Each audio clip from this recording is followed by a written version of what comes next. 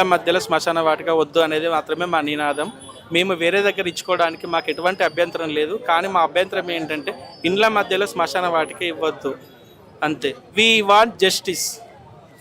బాబా నగర్కి పక్కనే బీడిదర్గా మాకు ఏదైతే ఇన్ అండ్ అవుట్ ఉన్న రోడ్ ఏదైతే ఉందో దాని పక్కనే గవర్నమెంట్ ల్యాండ్ 1 ఎకర్ ఉందండి. అది అంత రెసిడెన్షియల్ ఏరియాలో ఉన్న దాంట్లో వాళ్ళు కబ్రస్థాన్ అంటే ముస్లిం వాళ్ళకి మైనారిటీ వాళ్ళకు శ్మశానము ఏర్పాటు చేయడం జరుగుతున్నది.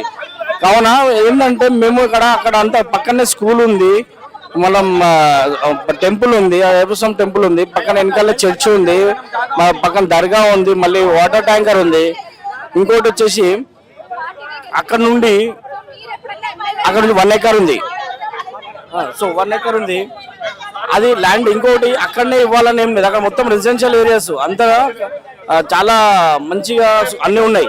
ఇప్పుడు దాని పక్కనే ఇంకా 1/2 కిలోమీటర్లో ఇంకో గవర్నమెంట్ ల్యాండ్ కూడా ఉంది. అది ఎందుకు వీళ్ళు పరిశీలించలేరు?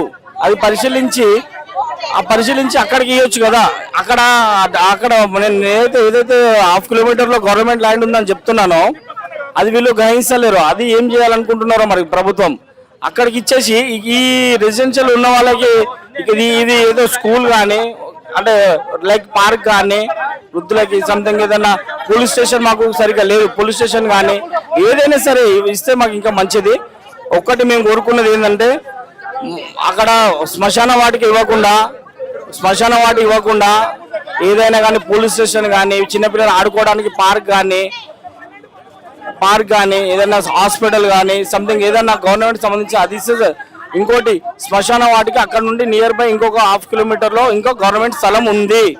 అది తెలియకపోతే రేవంత్ రెడ్డి గారు మాకు సంప్రదించండి. సాయిబాబా నగర్ సుధాకర్ నా పేరు, నాకు సంప్రదించ కూడా ఉండదండి.